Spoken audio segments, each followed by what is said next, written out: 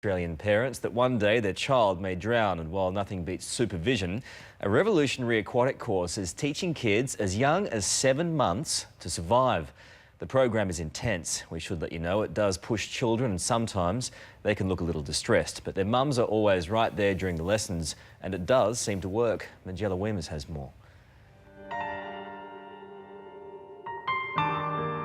This is the path 40 Australian children younger than 5 tragically take every year.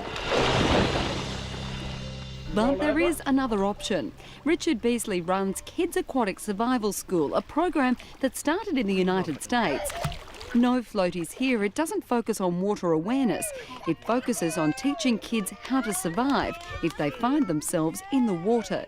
And for that, many times the young pupils are fully clothed. So Kiara, for example, she can float on her back. I can totally disorientate her and she should be able to float again and get herself into a position that's comfortable.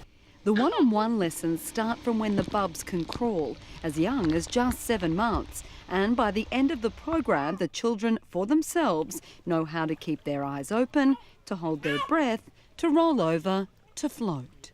What we do is get them automatically into a horizontal position.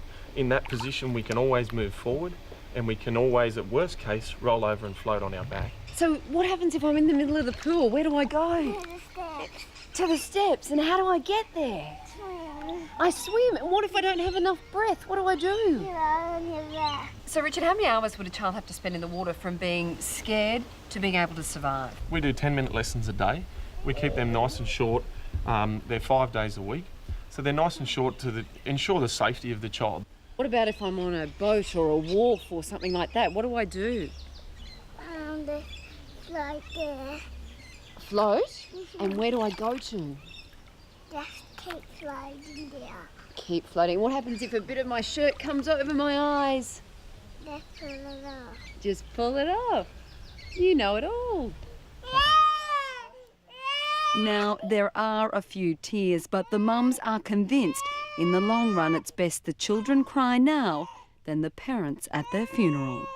My brother-in-law drowned when he was 2 in a neighbour's backyard pool, so the other schools didn't actually teach them how to survive if they fell into the water. When you know that it's going to save their life, well then that's okay, because you know that crying only lasts 2 or 3 days. So we do push them out of their comfort zone. We make them do things that they're not 100% comfortable with. But once they become comfortable, they actually cry at the end of the lesson because they don't want to go home.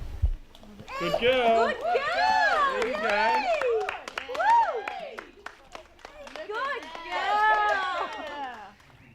Looks like a good program. You know, it's a tough one for parents. We took Jackson quite young and he didn't like it at all, hated the water for a number of years, and then when he turned 5 he just loved it.